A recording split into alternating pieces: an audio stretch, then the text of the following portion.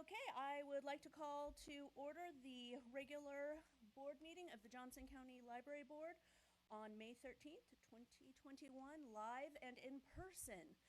Very exciting from Monticello. Woohoo! Just a quick note for board members, we have some new technology in play today, so be sure if you are going to speak that you turn your mic on and off. So being veteran Zoomers by now, you should be pretty used to muting and unmuting yourself to communicate. With that, we are going to get started. So do we have any citizen comments today? Chairperson, yes, we have two, and they're both in the affirmative for the Lackman location for the Friends occupying that space, and for brevity, we're just going to enter those into the record today. Are they similar kind of form letters from before? Yes, there's similar letters from before. Okay, fantastic. The next would be remarks from our board members, and we have several new board members. I'd like to introduce Kelly Kilgore, Mitra Templin, and Allie Sealing, who is not present but will be late because her schedule has regular meetings on Thursdays and she is in the process of changing her schedule to be here. So Kelly, if you would like to introduce yourself or say anything, please do. Hi, my name is Kelly Kilgore. I'm very excited to be appointed to the board. I look forward to serving the community and learning more about the library system in general. Thank you. Fantastic. Thank you. Mitra. Hi, my name is Mitra Templin. It's good to be back here at the library board. I was on through 2016 and served 2 terms, so it's nice to be back, and I really look forward to serving this time around. Thank you. I just completely lost my technology here, so we'll leave it. Oh, I do agree to the JCL use policy, so that's exciting. I'm going to borrow yours for just a minute. Okay, so that would be me, so I can wing it for a minute while I get my technology back online. I am very, very glad to be back in the chair and to be back live and in person and to be heading out of a worldwide global pandemic and heading back to normal, getting all of our services for our community completely up and running. That this has been a fairly epic lift from an admin and staff point of view, from a community view, and I am really, really glad that we are kind of on the tail end of that and that we have, as a system, learned quite a lot about our capabilities and what our staffers are able to get done to serve the community. So that is incredibly exciting to have a silver lining for what has otherwise been kind of a cruddy situation. So yay for that. And I do have a note that Commissioner Hanslick is in a board meeting, so she will not be joining us for this meeting. So just so that nobody is sad about not having book recommendations, I will give you 2. I just finished The Midnight Library by Matt Haig with my book group, and that was an absolutely beautiful, wonderful story, very, very thought-provoking, very interesting, and so I highly recommend. And I just bought, because I collect his books, so Amazon dropped off Project Hail Mary by Andy Weir, which is fantastic. I had the opportunity to actually meet him and have him sign Artemis at ALA a few years ago, so I'm excited to read about some sci-fi space stuff. And that is all from me. So do any other board members have anything they would like to say? I realized I didn't give you guys an opportunity. You good? All righty then. So, Development Department, Tag, you're it. Friends?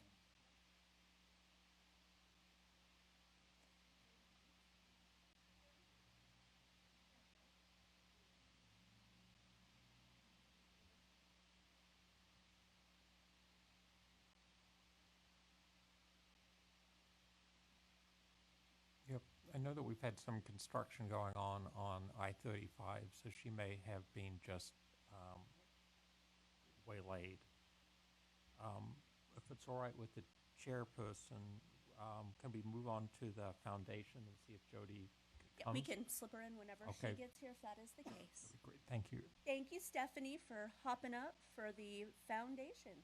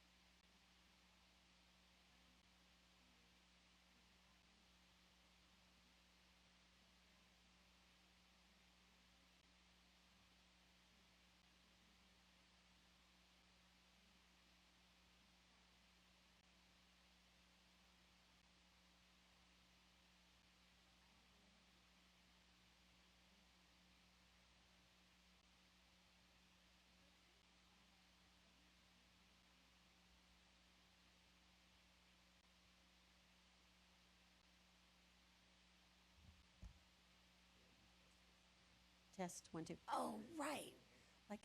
Like now, I'd like to sing a song for everyone.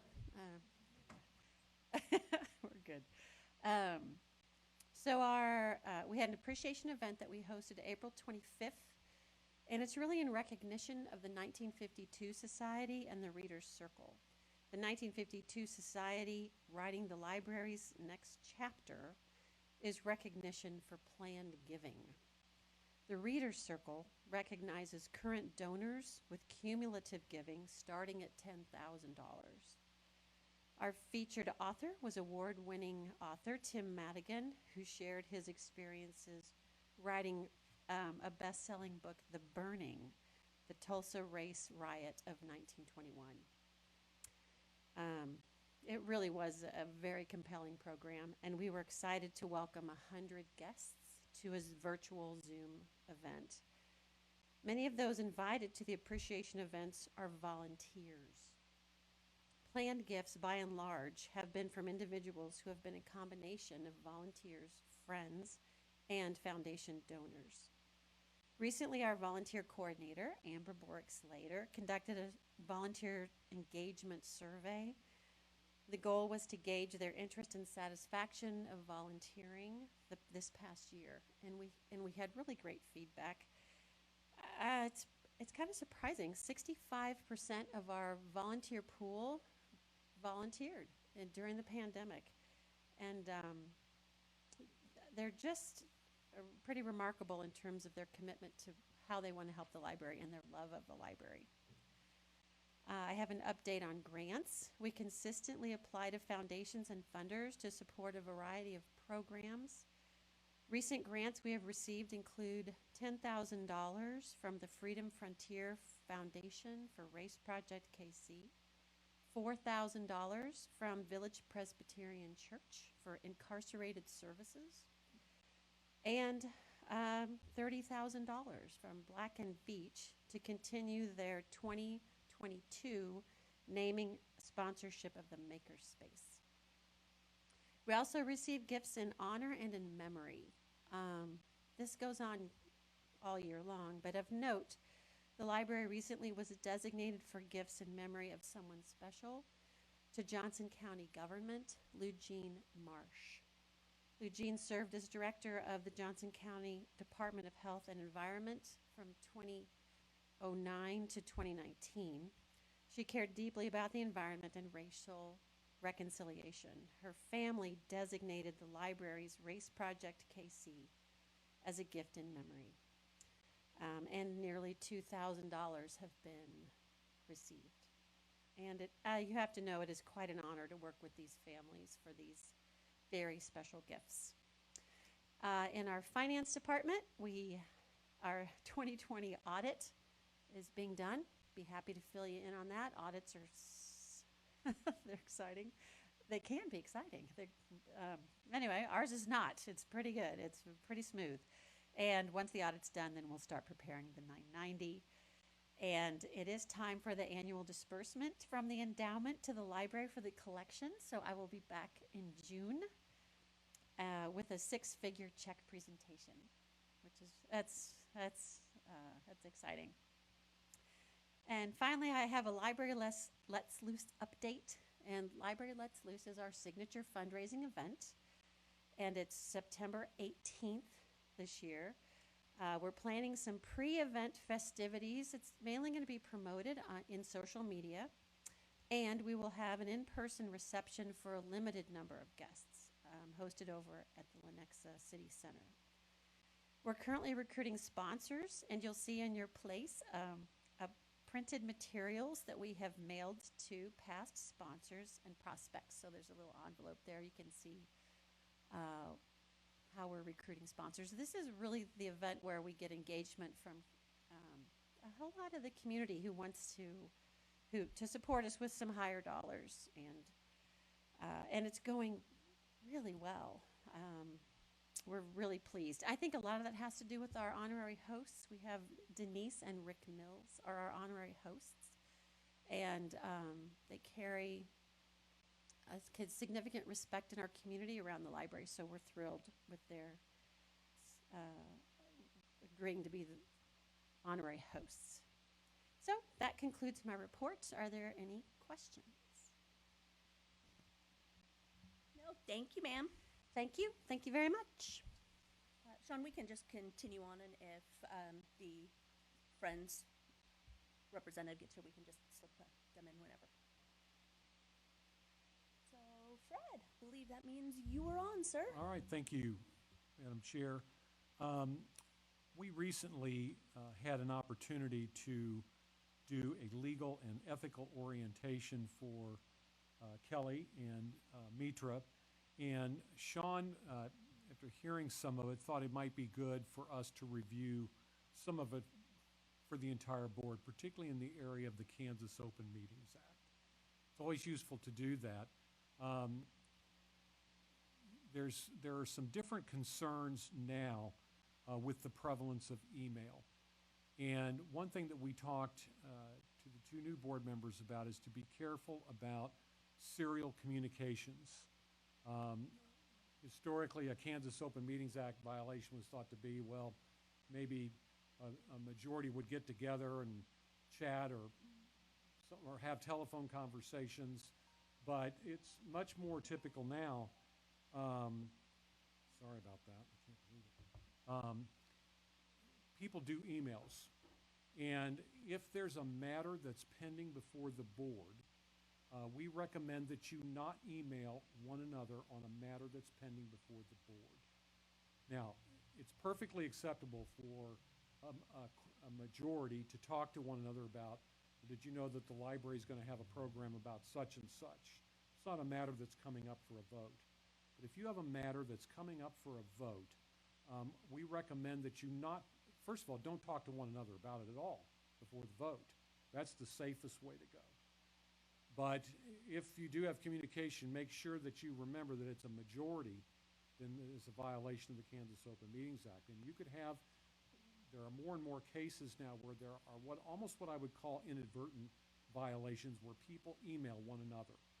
Email a couple of board members, and then they email a couple of more board members. They aren't really thinking about the Kansas Open Meetings Act. But if it's a matter that's coming up before a vote, before the board, then you have a potential Kansas Open Meetings Act violation. And many of the violations anymore aren't, they revolve around incidents like that. So be very cautious about what I guess I would call serial communications, where you're talking to several board members, and then about emails. I always recommend that even when, like the county librarian puts out an email notice, I think a great idea to put in the subject line is, do not reply all. Do not reply all, because, and I would say that to you, because you might want to say something to Sean in relation to an email. Don't hit reply all. Just reply to Sean and raise the question. I think it's easy to get a little paranoid about all of this. It's about matters that are going to be taken up by the board. It's not just about library in general. But if there's an issue coming before the board, then I think some care is to be taken. The other issue I thought that it might be useful for me to mention that I talked with both Kelly and Mitra about is the issue of recusal. This rarely comes up, It's rare that a library board member would have an issue or a potential conflict raised by an issue. The classic example is the library is considering buying a piece of property to construct a library. You own property maybe adjoining or nearby that would be raised in value. That's a perfect opportunity there for you to say to yourself, you know, I know this may not technically be a conflict, but it might raise some controversy if someone found out about it. So I think the best thing to do in those circumstances, and you can always consult with Andy or me, consult with counsel about it, but I think the best course of action is for you to recuse yourself, not only from the vote, but to say even before the conversation starts, to avoid even the appearance of a conflict, I'm going to recuse myself from participating on this matter. And then I think best practice is to actually go sit in the audience while that is being discussed. Because what happens is people start to watch your face and stuff up on the dais. And so I think a great practice is to just simply then, on that one matter, go sit in the audience and then don't participate, vote. Board members sometimes, or city officials or county officials, sometimes get themselves in trouble because they participate in comments. And then all of a sudden they say, well, to avoid a conflict, I'm not going to vote. Well, a lot of times the issue is really the conversations that are going on and the discussion that's going on. So I think best practice is to recuse yourself even before you get to that discussion phase. So just thought maybe that was something that was, it rarely, trust me, it's very rare that library board members have had a conflict, but it has happened. And I just think that that's the best way to go if that should arise. So I think that's it, unless there were other points you thought I should hit, Sean. Any questions? That was great. Thanks, Fred. Thank you, sir. Okay, Sean, I will turn it over to you to go through our regular reports, please. Yes, I'd like Dave Ratney to come up and give us a financial report and give us some information on the dark store theory. Good evening, board, and thanks, Sean. Just going to direct you to page 10 in your report here. So we can see. Oh, well, while that comes up, but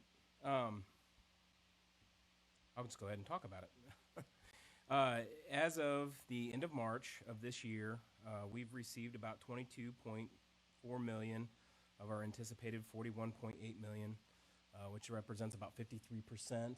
And a quarter of the way through, this is really on par with what was happening last year, as we were about 53%, also at the end of March.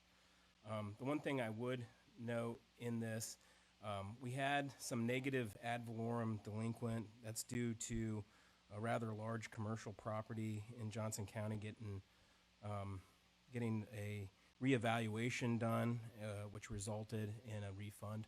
So that's why that shows negative. If you'd have went and looked at February's report, we actually had some positive revenues there. I don't see that to be an issue going forward. We think it's a one-off. I had some conversations with folks in the Treasury, in the county Treasury about it, and so I'm not concerned going forward. So I think we're in good shape there. From an expense standpoint, in counting our collections, encumbrances, and all other expenses, we're roughly $10.16 million, which represents about 24% at this point in the year. So we're in good shape, I think, from a revenue expense standpoint. As for dark store theory, it sounds very ominous and something like out of Star Wars. Essentially, what that is a number of large, big box companies, for the most part, coming back and asking for their properties to be treated a little differently than they have been from an appraisal standpoint.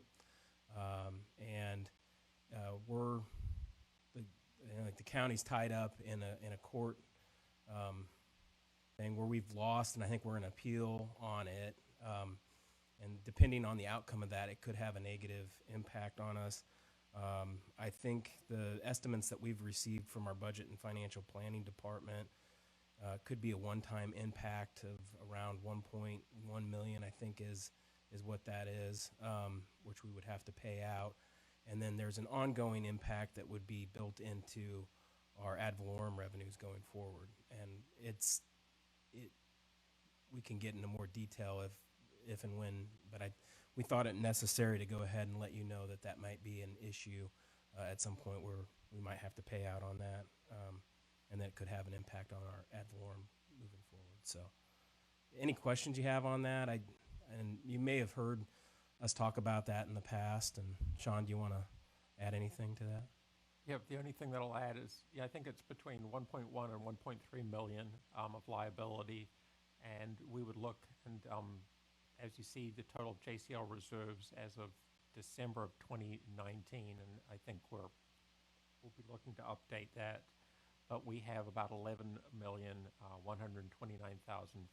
and so we're able to cover that liability with the reserves and still have very healthy reserves.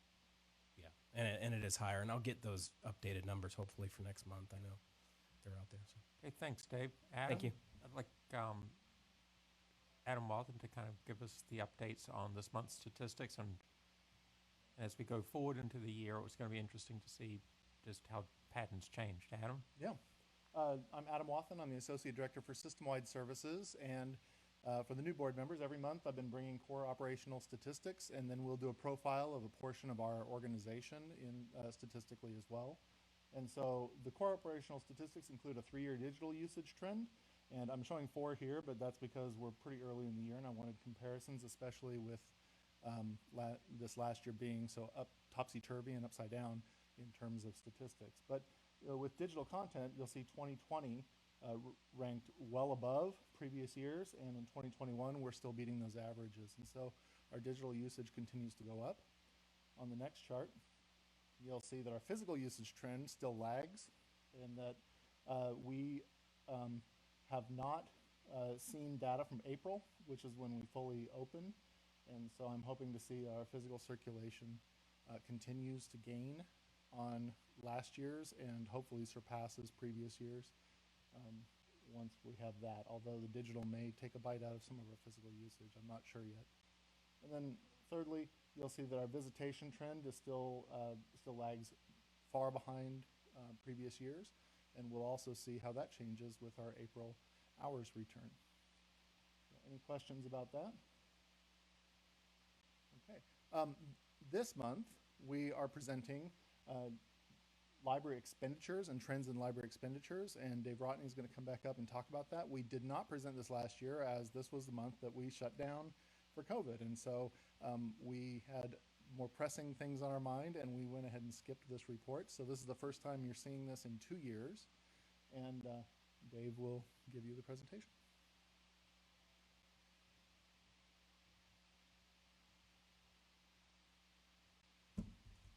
Thank you, Adam. Hello again. So this is a look back and some trends in terms of our actual expenses as it relates to some key areas of expenses that the library has. The first one, obviously, is our physical collection. You can see this is a 10-year look. We were a little around 2.3 million or so in 2011. We peaked out about 3.5 million in 2018. Primarily, what was going on there is we did some one-time monies to actually put collections into our new Monticello branch, and there was the $300,000 increase in 2017 related to that, and then $700,000 in 2018, and then in 2019 it went back to what was the base budget amount in that. And then in 2020, we did spend more as we have increased the budget in that category. So you can see we were a little over 3.1 million there for 2020. The next chart shows our collections and its many different categories. You can see last year our spending on our ebooks and audiobooks went way up, and that was due to our COVID interruptions and our ability to try to make resource materials available to the public. So we really beefed that area up.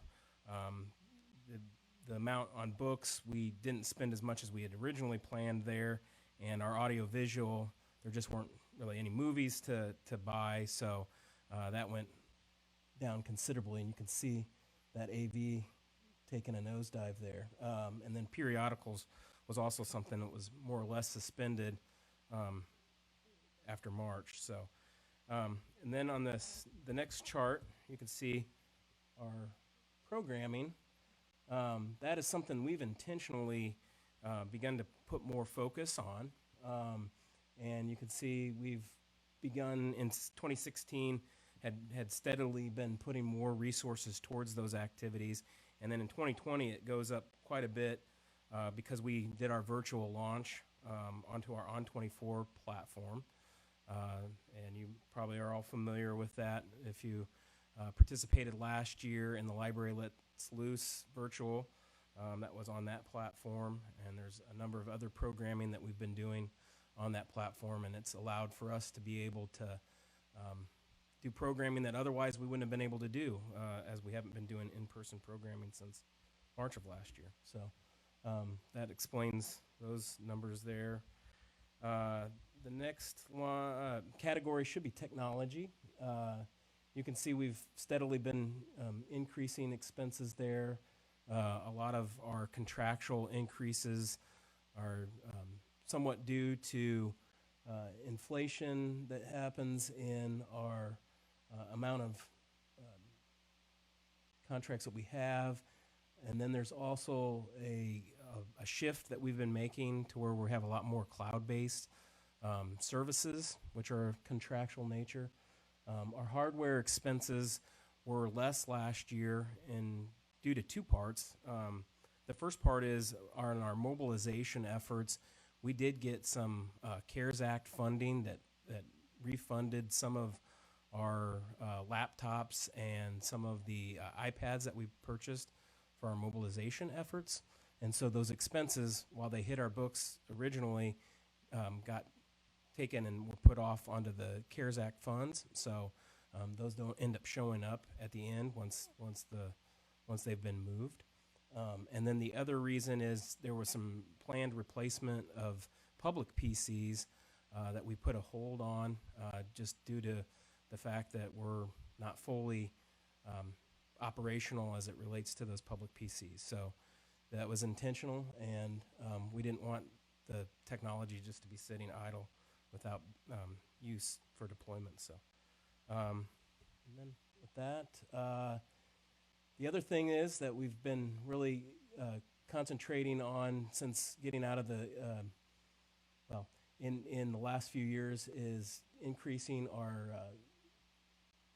focus on our building maintenance efforts and our custodial efforts. In 2020, I will note that we've moved that on to our facilities department for the county. So they are doing our maintenance and custodial efforts. That was done by way of a memorandum of understanding.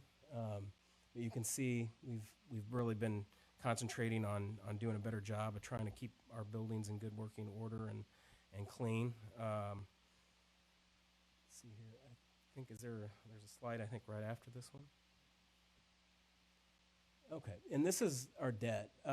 So you could see the red line at the top is our library debt. It's the total of both those two lines. PBC is something that stands for our Public Building Commission. It's essentially a separate legal organization that allows for us to debt building projects. The first project that I believe the library participated in, that would have been our Lenexa expansion project in 2007. And then every building project that we've done subsequent to that has been through that Public Building Commission. So you can see where that debt continues to rise. The debt service that predates that we did independent of the Public Building Commission. And you can see that line's been steadily over the last 7, 8 years here going down. And then we've made final payments on that debt in 2020. So next year, I'll be showing a line that essentially shows that green line at 0, and then moving forward, the two lines that are library debt and PBC will kind of merge into one. So I know I went through a lot there. I get one more. FTE, sorry. Actually, a couple more. You can see FTE 2017, 2018, 2019 going up. We had our Monticello projects that opened, and then the Lenexa City Center project had additional staff associated with it. I think we added a few more system-wide staff, and so that shows the increase as we've become a larger system, library system, and more square footage. And in 2020, that takes a dive down. And it's not that we lost staff; it's part of the transfer of that, the maintenance and custodial over to our facilities department, and so those expenses are now being paid for by way of an inter-fund transfer that we do. So the dip in that also has the dip in our salary expenses shown on the next slide here, and our expenditures on our benefits. So there was about 21 FTE associated with that. I can't remember if I said that or not. And that's all I had on that. Any questions as it relates to that? Got one question. Yeah, sure. On the expenditure on building maintenance, when did you say we shifted over to the county?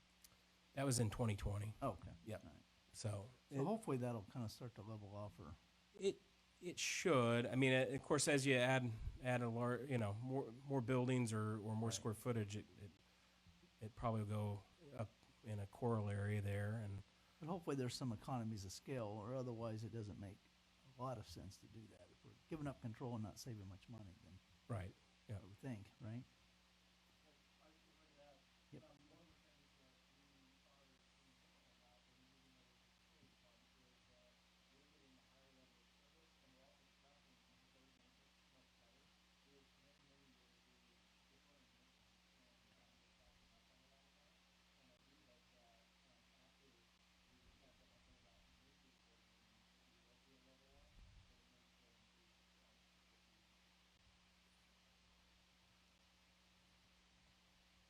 Thank you. Thank you, David. I'd like to invite Scott Syme to come up and give us an update on our comprehensive library master plan. Scott?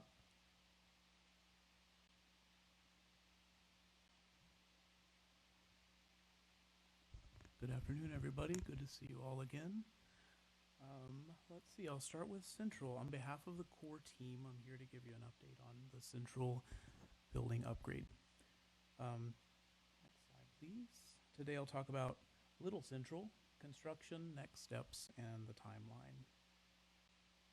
So here are a couple of graphs about statistics for Little Central. What you're seeing here is the last 3 months. So January would have been still Big Central, if you want to think of it that way. Normal usage, or normal for the pandemic. February is when we closed down for to create Little Central.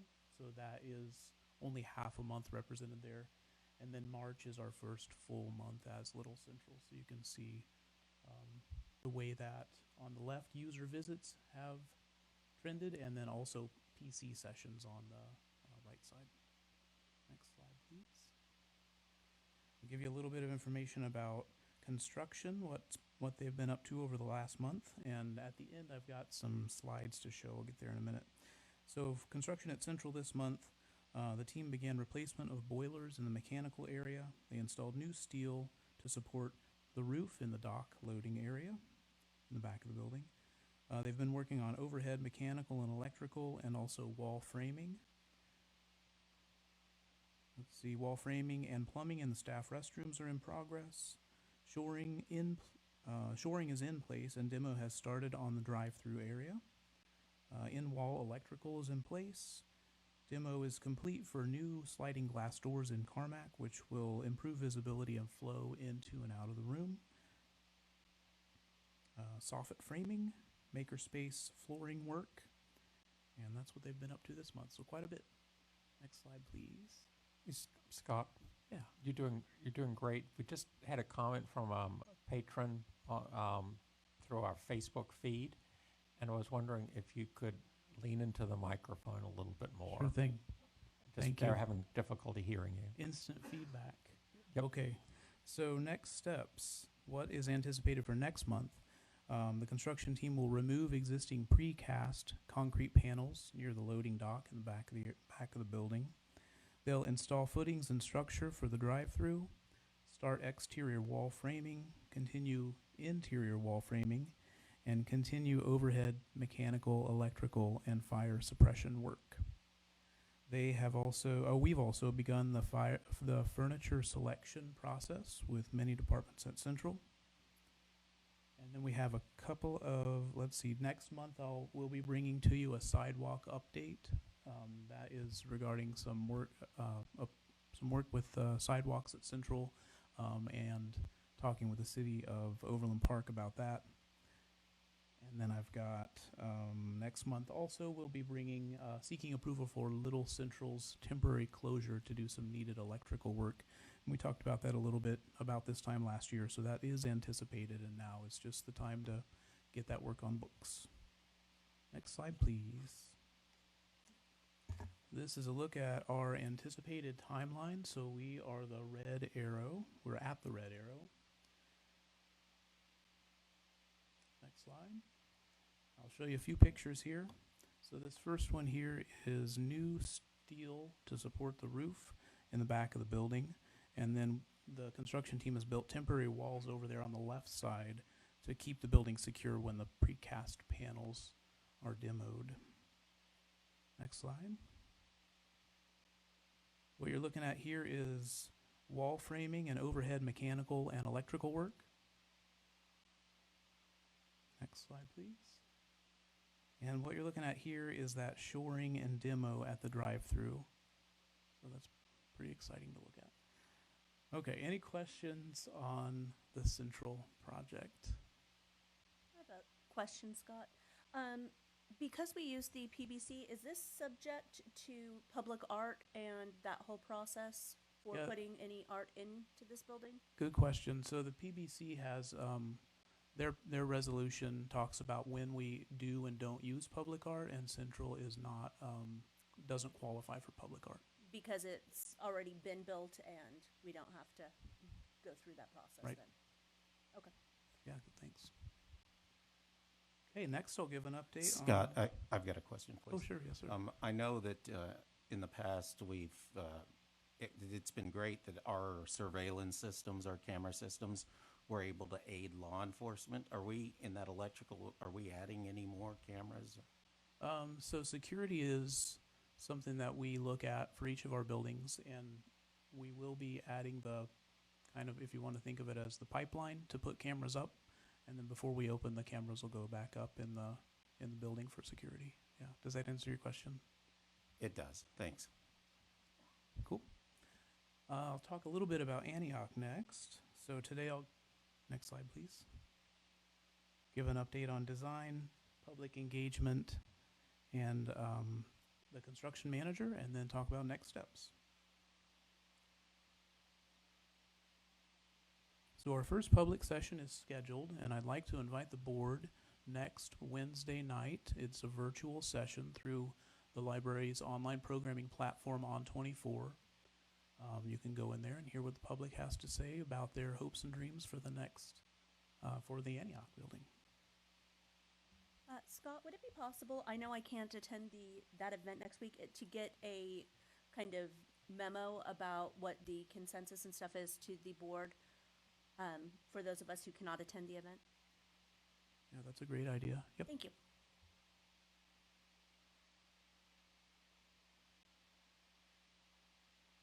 Okay, also on the public session or public engagement in general, we're looking at a question of the week approach to be able to keep keep talking about the building with the public through design. And then we are currently anticipating potentially a summer in-person event. We're still working through the logistics on that, so more details to come as we know more about that. Next slide, please.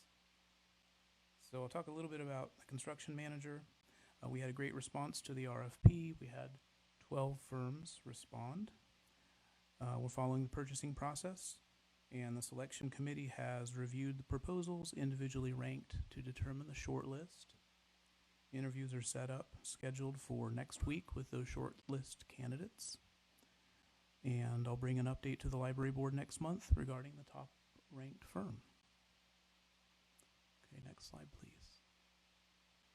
So we are early in design. We're in the programming phase, and what that means is we're determining what spaces and services need to be in the building, what their adjacencies should be, what they need to be next to, and how big they are. And we're finalizing plans for public engagement, and I'll bring more information to you next month about the construction manager. Next slide, please. Here's a look at the timeline for the Antioch replacement. And as you can see there, the red arrow is where we're at, and we're right in the beginning of design. Any questions for the Antioch replacement? Okay. I'll go on to buildings timeline. Next slide, please. So just as a quick refresher, this is a look at all the capital projects we've got going on right now. That dashed red line is where we're at today, approximately. You can see that the two things we've got going on, or where the red line intersects with the colored bars, is Central and Antioch replacement. So those are the two big ones we have going on. And then down at the bottom, the pink bar is our CRP, or capital replacement program work. And that's always ongoing, and that's maintaining what we have. And next slide, please. So this is a new slide that I'm showing you this month. What we're wanting to do here is show current and upcoming building closures. I'll just kind of take 1 through 4 there, and then I've got a little bit of background information for you. So Cedar Row, we came to the board a little while back to request that closure. At Cedar Row will be closed from about mid-April to about mid-June, and that work is upgrading the HVAC system, upgrading the roofing, and replacing the shelving. At Corinth, we're doing roof replacement and arc flash. And then at Oak Park, we anticipate about a week or so to do arc flash, which is electrical hazard work, and then to update the staff space. And then next month, Central, as I mentioned earlier, will be seeking approval from the library board in June to close that building for a little bit to do some needed electrical work.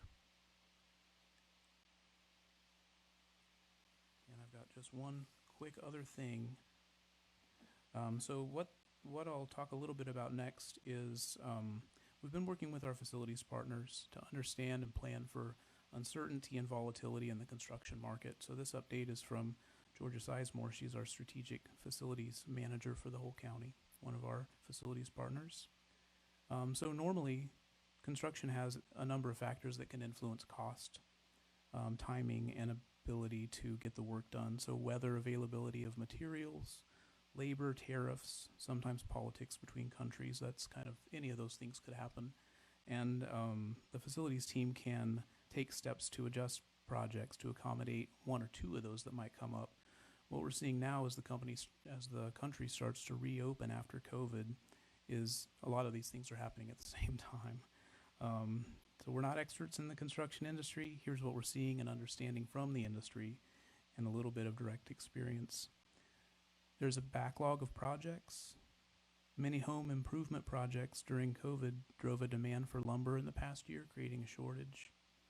Material costs are up across the board, and many materials are scarce. And we have some construction labor shortages. So in a nutshell, that will impact, we think that's going to impact, we know it's going to impact ongoing CRP work, and then also the Antioch Library Replacement Project. What are we doing about this? Our facilities partners are working with consultants and contractors to see what strategies we can employ to mitigate these things. For Antioch specifically, the selection committee will be assessing this important issue during the selection process. And then as the situation evolves, we'll continue to develop new approaches for how to manage these circumstances to the best of our abilities. Our facilities partners are working to manage these issues that are directly affecting us now, and they're strategizing for future projects. That's it for my report for today. Thank you guys very much. Thanks, Scott. I'd like to invite Joseph Keene, our event coordinator, to give us this is part 2 of the programming report. Hello, everyone. My name is Joseph Keene. I am the Program and Event Coordinator. I coordinate our program services here at the library, and I'm responsible for overseeing the how, for whom, when, and where we program at the library. Last month, Adam Wathen, Associate Director for System-Wide Services, took us on a tour of the philosophy, the why we program at the library, by walking you through the policies and foundational principles that drive our programming decisions. This month, I will speak more specifically about the methodology, the processes of program selection that ultimately bring our programs to the public. We program at the library in support of the library's mission to provide access to ideas, information, experiences, and materials that support and enrich people's lives. Programs at the library strive to achieve our vision, to create an environment for people to learn, to explore, to enjoy, to create, to connect.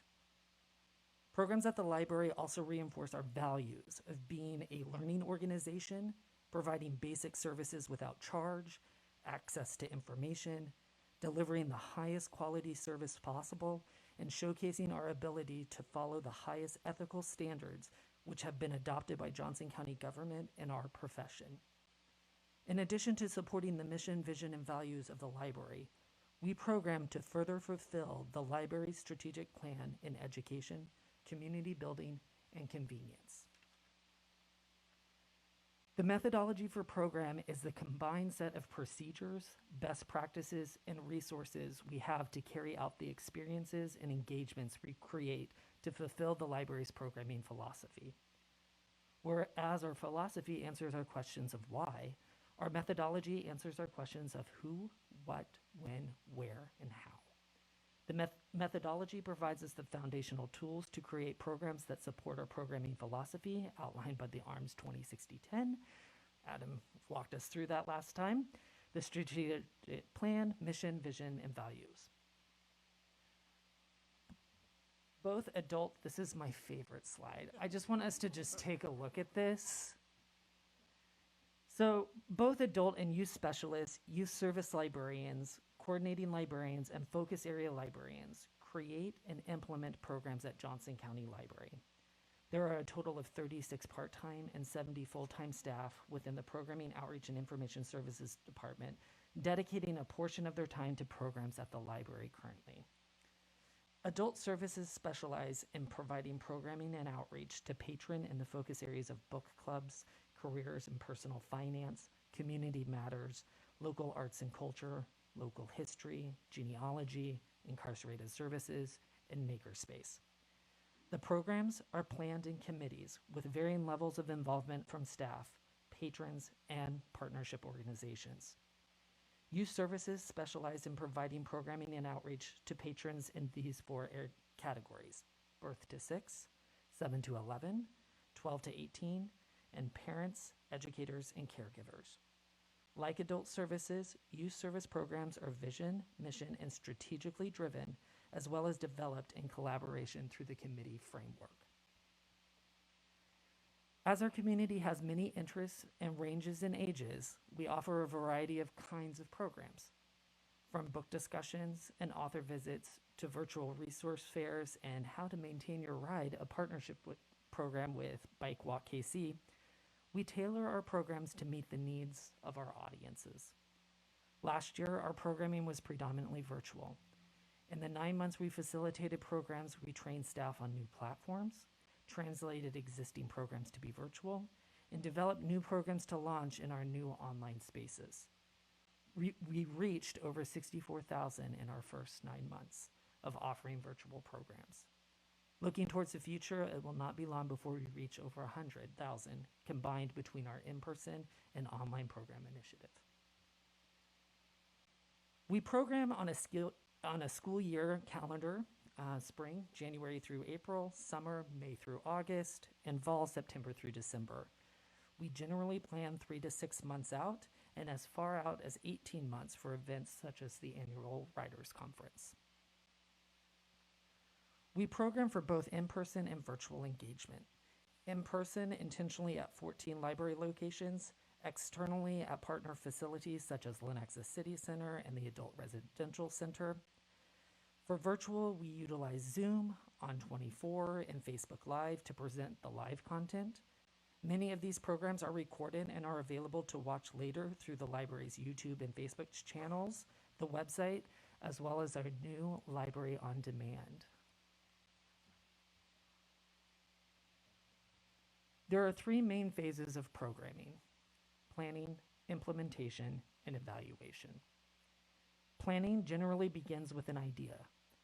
During the ideation inclusivity stage, we utilize patron feedback, county surveys, and consulting studies as baselines for the program service lines. Our focus areas and age categories were developed as a result of this input. By including this external input into the creation of our service lines, we build programming that responds to our community's needs and interests. This is one way that we ensure that staff bias does not sway our programming selection. Adult and youth services staff participate in one of the focus or categories I mentioned previously. They are the library's experts in these areas and provide the research, participating in the selection and vetting of presenters, and do the work that leads up to the day of activities. During this planning period, budget, resource, and staff allocation, promotions are assigned, such as the monthly open book, the trimester guide, social media spots. Planning dovetails into the implementation stage. Here is where staff utilizes our best practices and any resources that might assist or guide them for day of activities. We applied recognized standards in the curriculum design and training of staff, which also limits the individual bias of staff in the implementation and selection content. The standards range from deliberative dialogue training, utilized in Gather at the Table programs, 6x6 skills used in story times, controlling the building, and now controlling the Zoom room. Evaluation of our programs take various forms. Depending on the goals of the program, the assessment tools will range from surveys, polls, and comments. Program attendance is recorded and informs our state reporting. For our larger programs, a Plus Delta is conducted. During the Plus Delta, patron feedback, shortcomings, successes are recorded and referred to before the next iteration of that program.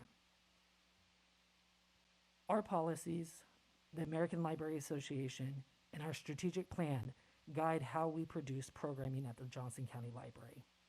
We do not prescribe content based on partisan or doctrinal disapproval, nor do we exclude programming because of possible controversy. We do several things to ensure we align with the mission, vision, values, and strategic plan. We do provide programs that spotlight current national thought leaders, experts in highly sought out fields, local artists in demand, and the list goes on. These are a few of those recaps from this presentation. Thank you for listening. Are there any questions? I have a question. Adam, thank you very much for last month. You clarified quite a few things for me, and this helps bring it full circle. The genesis of my question to Adam and to the library staff dealt with a program that the library presented. And before I get into that, I just want to really congratulate all of you on the modifications that you've made to augment that process, because it's been really impressive the way that we utilized it to get through COVID. With respect to the specific programming that I addressed, was talking to teens about race. And if you look around the room, I think I'm probably the subject matter expert on this one. You know, I'm kind of like the only person of color that I see here. So one thing that was offensive to me in that programming was The author, Ijeoma Olua, I think I'm saying her name correctly.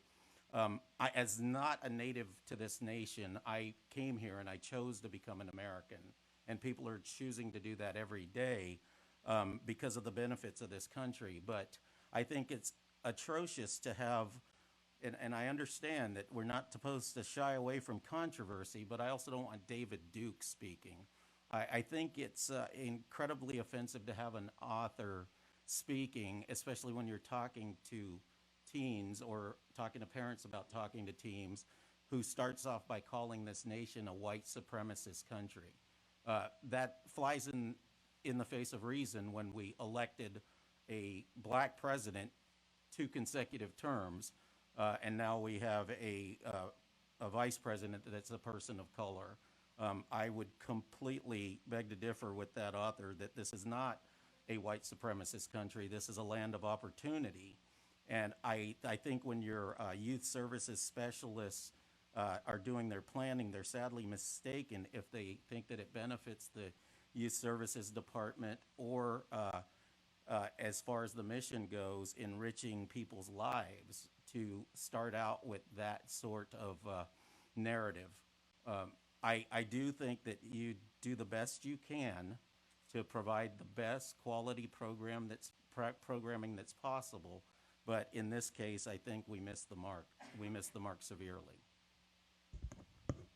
Thank you, Fabian. I think it's good for us to hear that perspective. So we really appreciate that.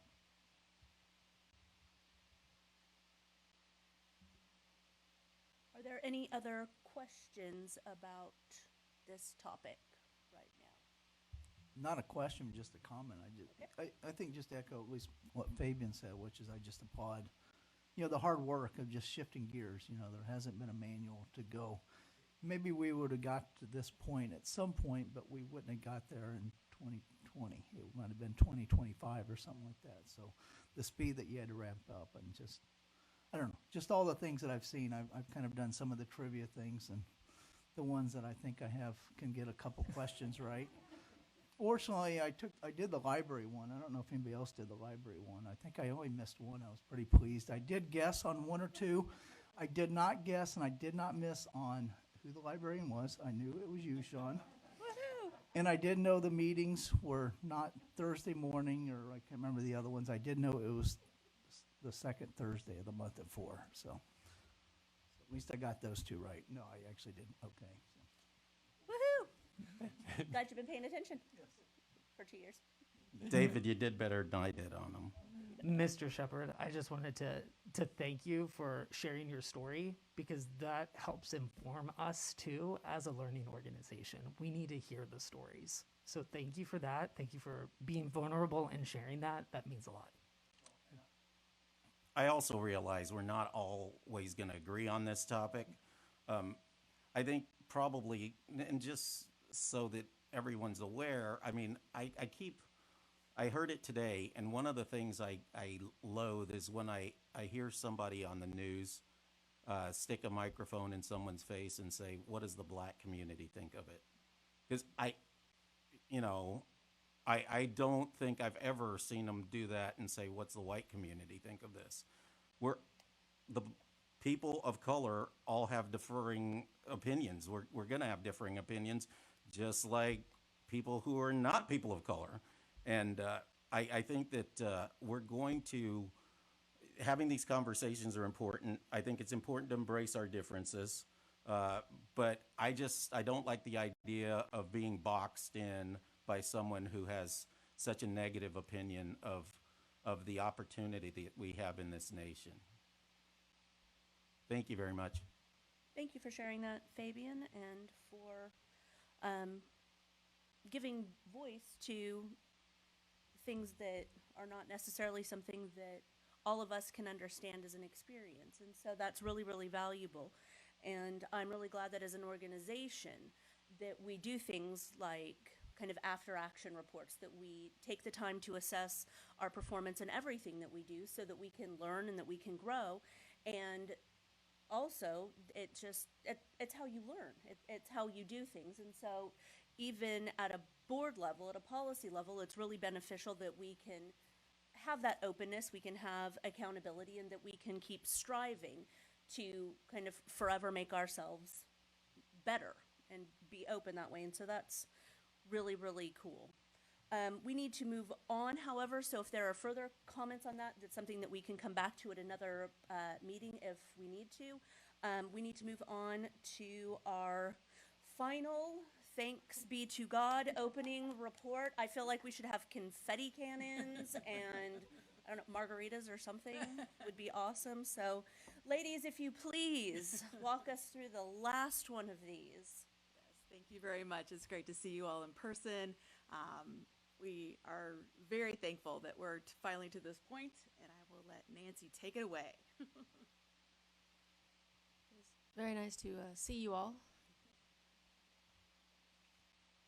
We have a very short COVID update, and it's actually going to get shorter because the news of the day, of course, is the rescinding of the mask mandates. The governor of Kansas did say that that would go into effect immediately. Sorry, I thought I said governor. Governor Kelly will be following the CDC updates and will be updating her information shortly. So, those are numbers you've all seen. We'll just move right along.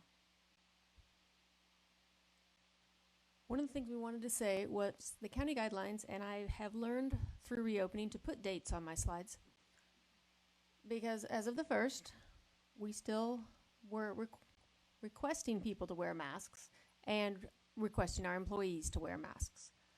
We will be following the direction of the Johnson County Department of Health and Environment, and as soon as they have updated their guidance, we at the library will be happy to follow along. Now a little look at where we have been for the past year. In March of 2020, there was the emergency closure of the library. That was on March 14th. The planning for the reopening of the library was March 15th. I say that not in jest, but to make sure that you know we really have been working on reopening ever since we've closed.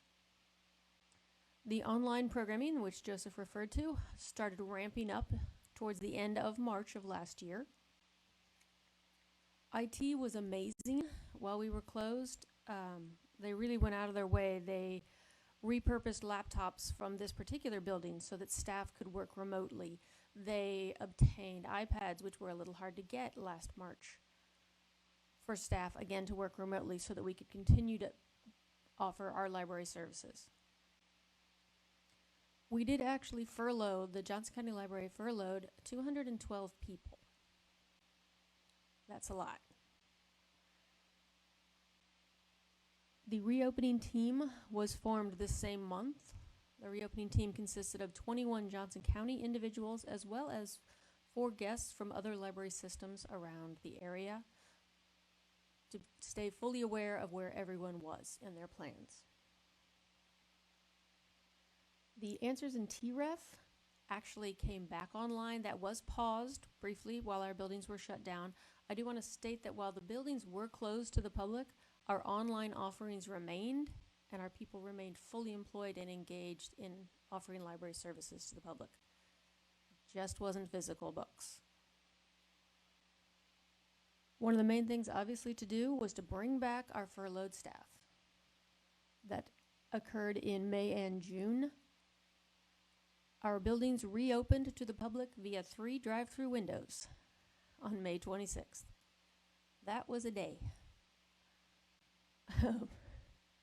We reopened to the public all 14 buildings on June 16th for actual in-person service. We were among the most open libraries in our 4-county area for library service at the time.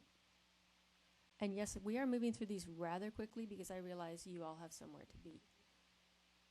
Our first curbside, by the way, in the effort to reopen better than we were, actually started in August at the Leawood Library and is still in use every day at the Leawood Library. It's very popular, not only with those who want a contactless pickup of their holds, which is why it was introduced, but frankly by those who don't want to come into the library, be it possible mobility issues or possibly lots of toddlers in the car. and they just rather we bring out their holds, and we're happy to do that at all of our branches. It's also in use at Cedar Row while it's closed, and that curbside is still available and actually serviced 444 people in April at Cedar Row. So really well done on curbside. The computer sessions actually had been limited to 60 minutes, and in December 1st of last year, we removed that limit and allowed our patrons to stay and renew their computers as long as no one was waiting, which is our norm. We added Fridays back because, as many of you know, we had limited our hours and our available time, but we added Fridays back in April of 2021 with full hours restored in May. So again, that 1 year cycle, we went down, we came back, we're back. Can you hear the angel choirs? I can. Excellent. And for a visual representation of much the same thing. Again, right back there with the library buildings furloughed and reopening began the same or the next month. Return to full hours meeting rooms again 1 year later. I just cannot let the slides go without throwing in some statistics. So those 212 people have names, faces. They are employed by the library. It was 82 pages and 130 more staff were actually furloughed. That was 58% of the library staff. So one of the main goals of reopening, of course, was to bring the staff back to the library.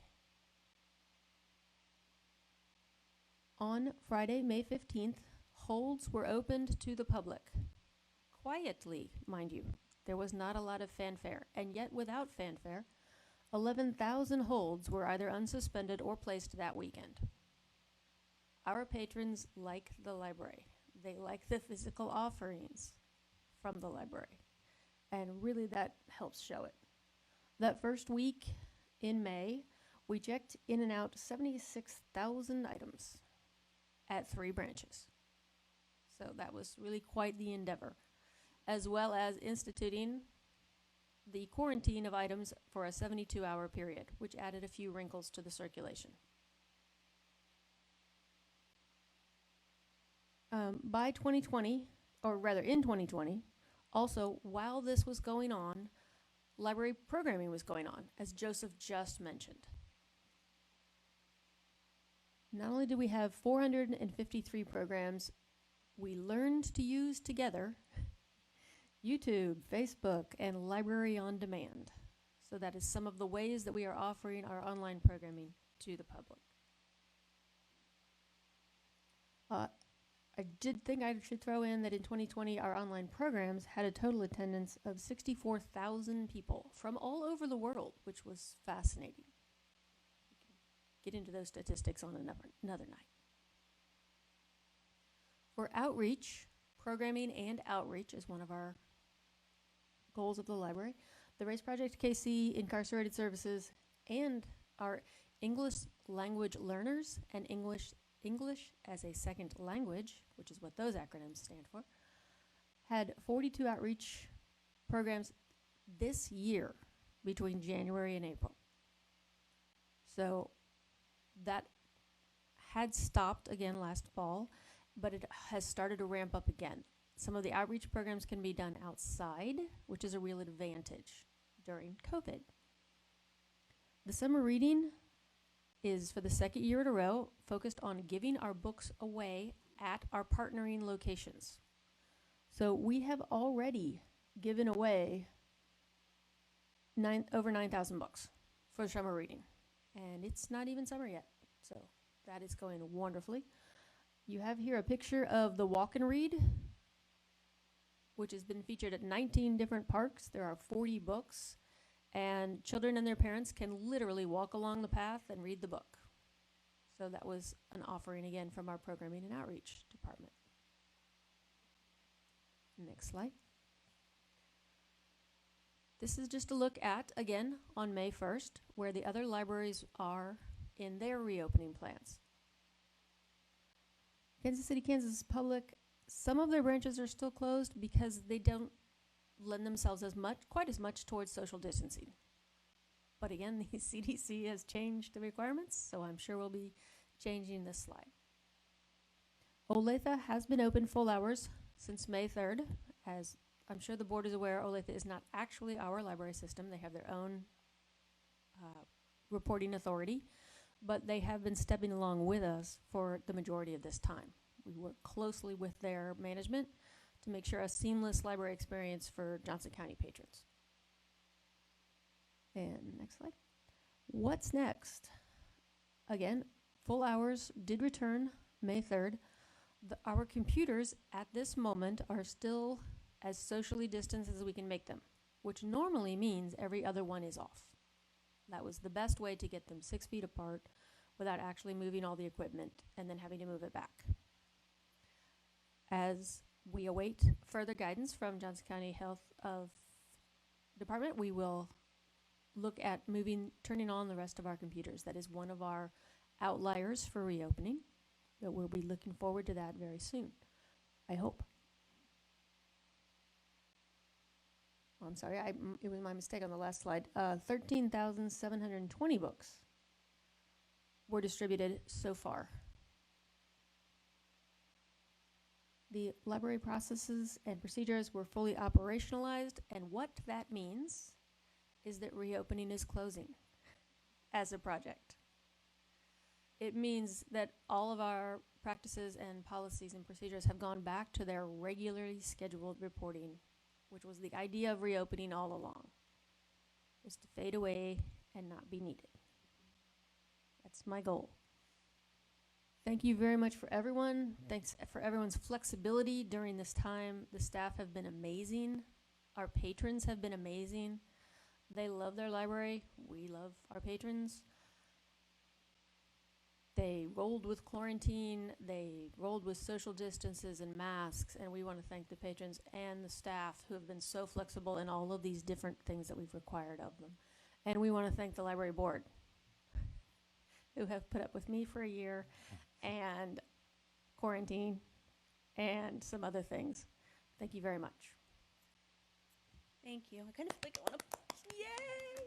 Thank So you. excited. So thank you very, very much for this final report, for all of the effort and everything that has gone into the most unprecedented event in quite some time. So well done, everybody, for surfing this particular wave of weird with a great deal of grace and flexibility and creativity. So I am very, very pleased about that. Does anyone else have anything to say other than yay? I mean, you can say other things other than yay. That's okay too. Thank you. Just in the, I'm concerned about time and getting you Yes, to the we next need to meeting.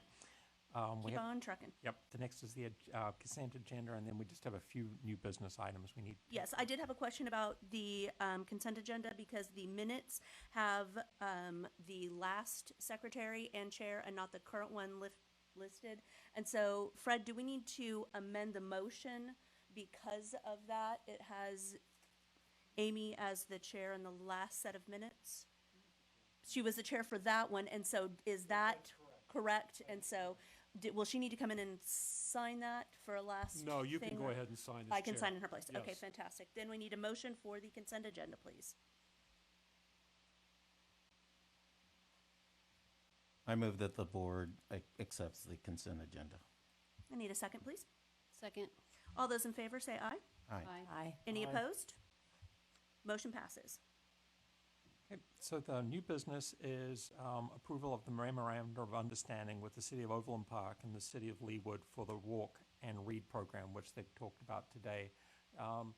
We provide walk and read programs which provide storyboards along walking trails at local parks. These memorandum clarify the responsibility of the city parks and recreation departments and the Johnson County Library to provide walk and read programs in local parks. I support this and would look for a motion from the board to move forward with this memorandum. I move to approve the memorandum of understanding between Johnson County Library and Overland Park Parks and Recreation and Leawood Parks and Recreation. I need a second, please. Second. All those in favor say aye. Aye. Any opposed? Motion passes. Okay, the next piece of new business is the contract for sloped roof replacement. In background, in April 2021, the Library Board authorized the closing of Cedar Road Branch, upgrades to the HVAC system, shelving replacements, and other smaller projects. The library desires also to replace the sloped portion of the roof at Cedar Road during the approved closure. The library anticipates offering limited services during most of this closure, notably curbside hold pickup and materials returns. The issue is to consider authorizing the contract with 435 Roofing for a total of amount not to exceed $142,435 for the replacement of the sloped portion of the roof at Cedar Road Library per invitation bid IFB number 2021-041. Does anyone have any comments, questions, or concerns about this? Then I would take a motion, please. I move to authorize a contract with 435 Roofing for replacement of the slope portion of the roof at the Cedar Road Library for a total amount not to exceed $142,435 per invitation to bid 2021-041. And I need a second, please. Second. All those in favor say aye. Aye. Any opposed? Motion carries. Okay, I believe that is all of our business for right now. Madam Chair, Yes, sir. I move that this board meeting be adjourned. Do we have a second? Second. All those in favor? Aye. Any opposed? Excellent. Motion carries. I will see everybody at 6 o'clock at the Heritage and Arts Center for our joint meeting with the Board of County Commissioners.